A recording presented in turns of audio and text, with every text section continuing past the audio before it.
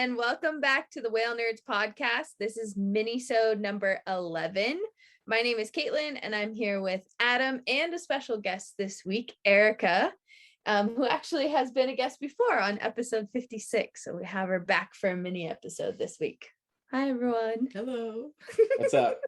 This is the red flannel episode? Yeah, this is the red flannel minisode. And Caitlin's got the giggles. Yeah, I do. Because we're just very giddy when we hang out together. We're like middle school girls having a slumber party. Literally every time. Me too. Yeah.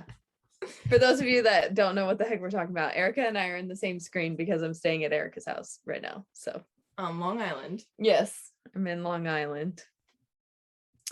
So what's up, Adam? How are you?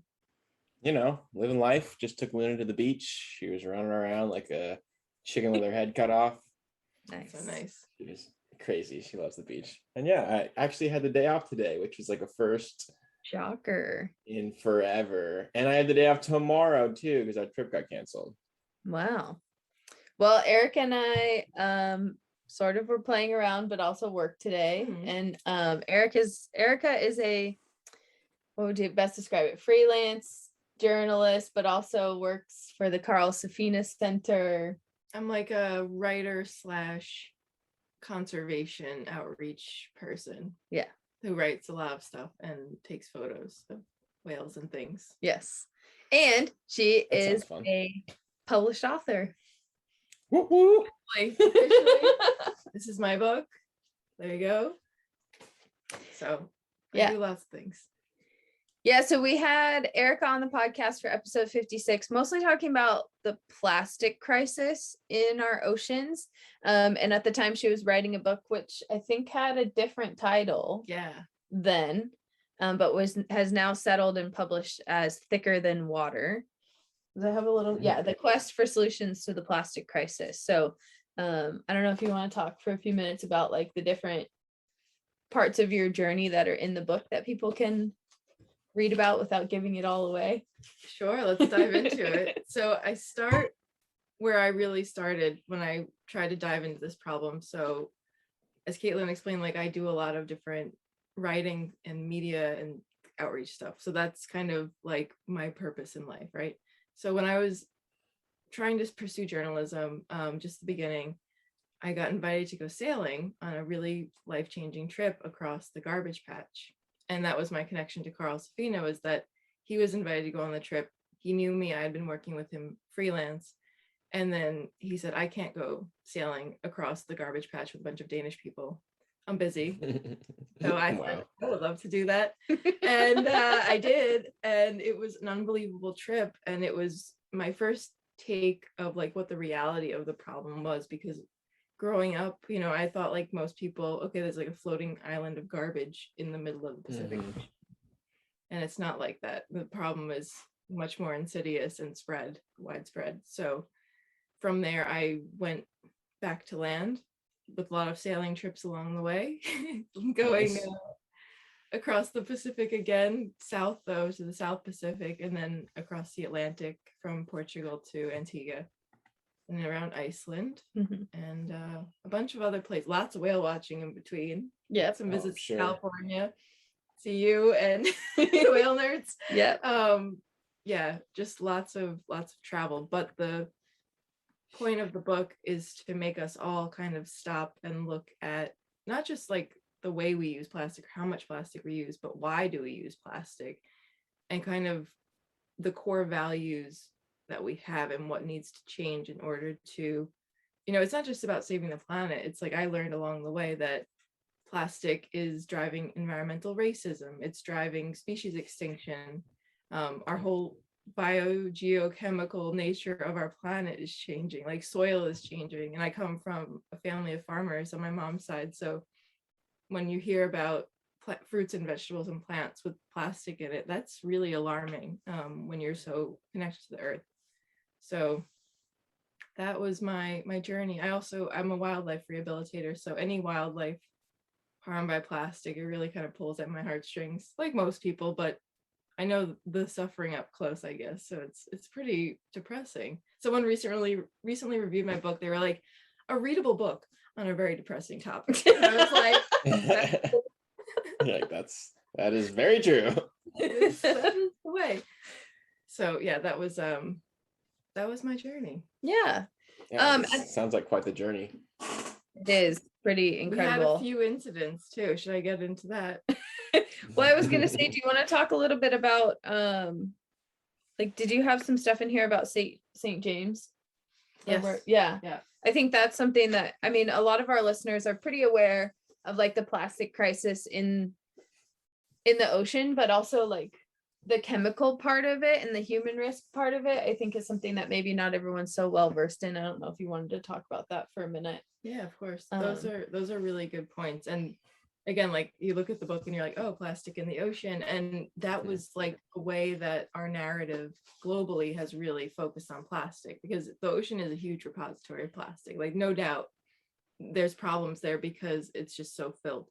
But when we talk about the human costs, it actually starts at the front end of the pipeline of plastic, where plastic is produced in the shadow of, plastic is produced and people are living in the shadow of the industry. And these toxic chemicals used in the production of plastic, which are a lot of phthalates and dioxins and heavy metals sometimes, there's a lot of different chemicals that are kind of proprietary, and it's not known what goes into every single type of plastic. But we do know certain chemicals go into specific types of plastics. And those chemicals, when they're processed, they can emit toxics into the air around. So there are people, mostly people of color, indigenous communities, that are forced onto these so-called fence lines. And it's really a heartbreaking situation of very clear environmental racism. And I went to St. James, Louisiana, where Formosa Plastics, which is a Taiwanese company, is planning to build a huge factory.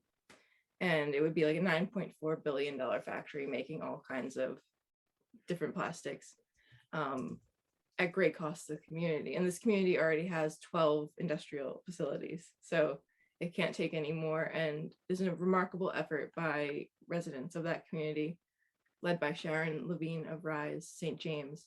And she's an environmental justice hero. But yet the fight is not over. So it's like we all have to be allies to these communities and not just say, oh, they have to defend themselves. Because it's a problem that's like so great. You're up against a huge billion dollar corporation. Like, that's just not a fair fight. Yeah. So that's the story of St. James in short, very short. Yeah. Time. I remember watching A Plastic Ocean on Netflix. Yeah. And there's this scene where they go to, I can't remember which island it is, but there's an island and in the South Pacific, and essentially there's just, plastic washing up on the island, and people start to use it as as something to burn, so they burn it as something to get his fire started so they can eat. And so all this, and then it gets into the air and their lungs are all messed up. And it really is, I mean, whichever way you look at it, from an environmental standpoint, from an ethical standpoint, from a social standpoint, like, it's just destructive at the end of the day. Yeah. And you're right, like when you're going up against billion-dollar corporations, it's impossible, it seems like, especially for those lower communities that don't really get a lot of help. Right. Yeah. One, I think the other thing to maybe take home from that is, like, we're not going to recycle our way out of this, right? No. Like, there's no way that we can deal with what's already in the environment without addressing like the corporate level crime that's happening against our planet, basically. Yeah, it is a crime too. Like, no one asked for this, and suddenly, like, the corporations are shifting it to be like, oh, well, people want convenience, so we make plastic. But that's not necessarily what people are asking for. In fact, like, it feels like discontent is so high right now. Like, we need connection and cooperation and understanding and a clean environment, of course, especially for the whales. Yeah. But and people too. Yeah. And there are some adventurous passages, because Erica tells some of her firsthand sailing stories, accounts of sailing across the Pacific. And did you have a sailing across the Atlantic personal account too? That one didn't go in the Okay, book, yeah. but I'm hoping to write a few excerpts of, like, not excerpts, but subsequent stories about that. But yeah, on the Pacific, we've had some harrowing times, including a loss of an engine and a loss of a rudder. So imagine a totally helpless boat kind of bobbing through the garbage patch. That was us. That would be terrifying. I tell everyone too, I'm like, they're like, oh, you're on a boat, a research boat. I'm like, this was a simple sailboat. There was not a real toilet. We were all using the same bucket. And everyone's like, that's gross. And I'm like, yeah, but like understand how simple that is. And then juxtapose that with like the problem at hand, which was like this just soup of plastic. And it really makes you think like, wow, convenience comes at like such a cost. Like I'm happy pooping in a bucket, to be perfectly honest with you. You're one of the few, that's for sure. It was a research boat, mostly because it was a boat with researchers on it. Yes. On it, A exactly. few researchers, not everyone. There were a lot of sailors. Yeah. The sailors they're fantastic people. They showed me that anyone could be a scientist if they want to figure out the answer to something. Because they did learn. And I mean, even Rasmus, my my partner, he's a sailor, and he tried to figure out the whole thing. And you wouldn't, the captain of the boat too, Torsten, I mean, at first, if you meet these people, they know the sea like inside and out, and then it makes sense. You're like, of course they would want to study this. And it's not like you have to be someone in a white lab coat to be an expert on this. It really showed me like it is the communities forging the way too, and individuals who care. Yeah. Awesome. Yeah. Well, as a special treat for this minisode, I asked Erica if she'd be willing to read a passage from the book too, as a little teaser. I will tell you, this is a top ranking new marine science category book on Amazon as of yesterday. Yeah, very highly specific category. Best selling for new marine science topic book. So brace yourselves for a little passage from Thicker Than Water. Okay. I get a little self-conscious when I'm reading because I can't see my face. But anyway, we're going to go for it. While some marine animals like seabirds, fish, and corals may be attracted to eating plastic because it tricks them into believing it is food, other animals may not be aware or able to control whether or not they ingest it. This is the case for filter-feeding animals of all sizes, from the blue whale, Earth's largest living animal, which can grow as long as 3 full-size school buses parked in a straight line, to blue mussels, which can fit comfortably in the palm of a human hand. These very different creatures both use their bodies to sieve small living organisms like krill and plankton out of large quantities of seawater. Because microplastic is roughly the same size and shape as filter feeders' food sources, it is easily, though unintentionally, incorporated into their diets. I'd gained some firsthand insight into the ubiquity of unintentional microplastic consumption in the seas a few years after Plastic Change's Los Angeles to Honolulu expedition, when Torsten, the captain, and I sailed together again, this time around the western and north coast of Iceland. On that journey, arranged by Ocean Missions, a marine conservation organization newly founded by Spanish marine biologist Belén Garcia Ovide, we observed humpback, orca, minkies, and sperm whales feeding in waters carrying considerable amounts of microplastic. Hers would be among the first groups in Iceland to investigate local microplastic pollution, despite the country's emergence as a tourism destination following the dramatic eruption of its, oh God, I have to say the name of the volcano in Iceland and I can't do it. Uh-oh. I don't know. I'm so sorry, Iceland. I didn't mean to do that. I probably should know how to say it. It's in my book. Yeah, you should. I should know. Anyways, we're gonna back to reality. I will own it and say I will learn how to say that word. Volcano in 2010, and all the plastic the influx of visitors inevitably brought. While the Icelandic waters were not as polluted as the eastern North Pacific gyre, they certainly contained microplastic. The remote frigid sea was also full of life, teeming with cod and capelin, so much cod. And overall, seemed our manta trawls were more likely to swallow seaweed, plankton, or fish eggs, favorite foods of marine creatures, than microplastic. However, this also meant microplastic was mixing with the whales' food, right where we witnessed whales actively searching for something to eat. I remember watching a small group of humpbacks, their barnacled pleated chins swelling like bellows as they gushed great mouthfuls of seawater through enormous baleen-plated jaws, entrapping krill, capelin, copepods.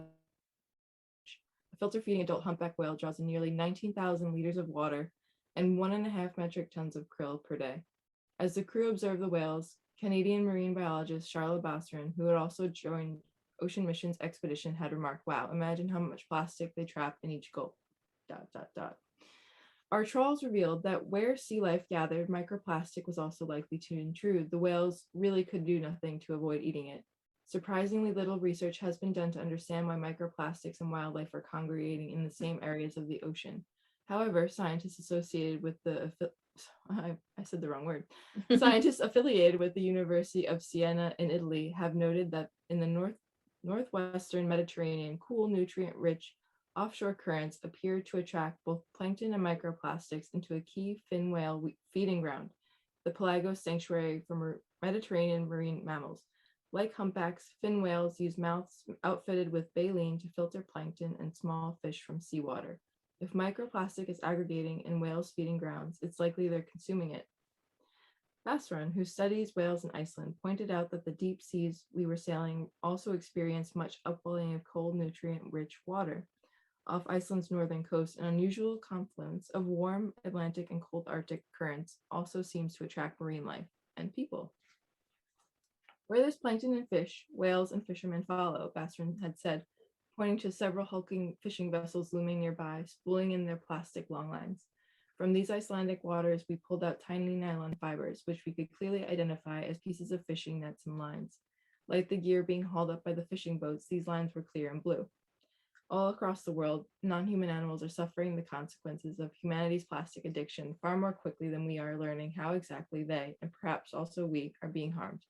What's more, all the microplastic ingested by or entangling animals, in addition to that skimmed off the top layer of Earth's waterways, does not account for all the plastic that is expected to be in the oceans. To find the rest of humanity's missing plastic, scientists have had to dive deeper, probing for plastic out of sight below the surface.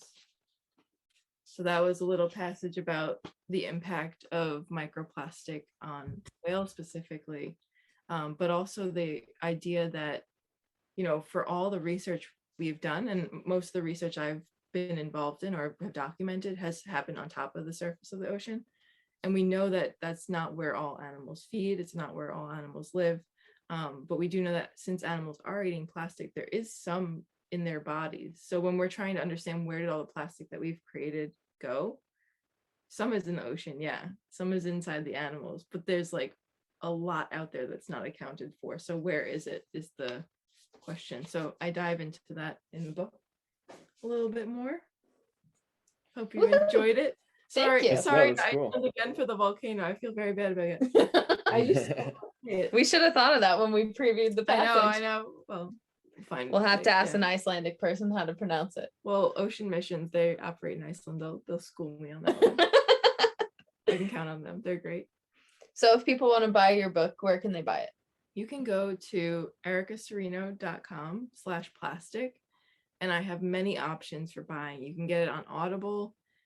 You can get it on Amazon, even though I'd suggest you go to an independent bookseller, but you can do that too. Canio's Books is a Long Island-based bookstore. I really like them. Yeah. Oh, it's in Powell's Books in Portland. Oh, cool. Yeah, I looked at that the other day. I was like, they only have 2 copies left. Ooh, exciting. That's awesome. Yeah, I love that bookstore.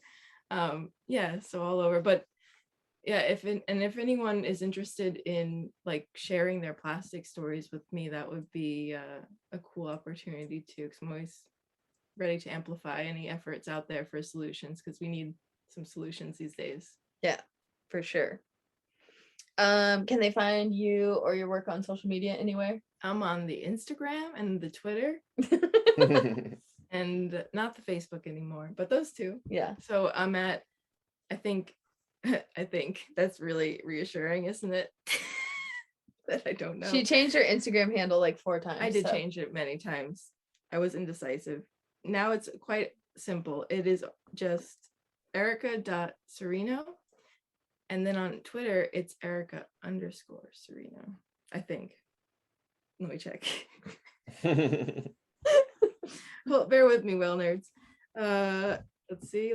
Yes, the underscore. Erica_Cirino. So a dot for the Instagram, underscore for the Twitter. How do you spell Awesome. Cirino? Cirino. And my first name is Erica with a C. We'll put that in the story notes. Put that in the show notes.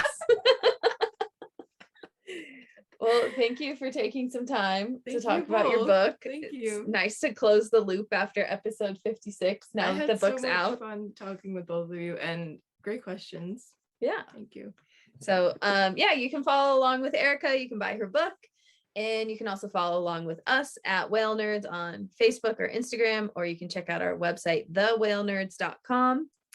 And yeah, thanks so much for listening. Oh, thank you to our Patreon people as always as well.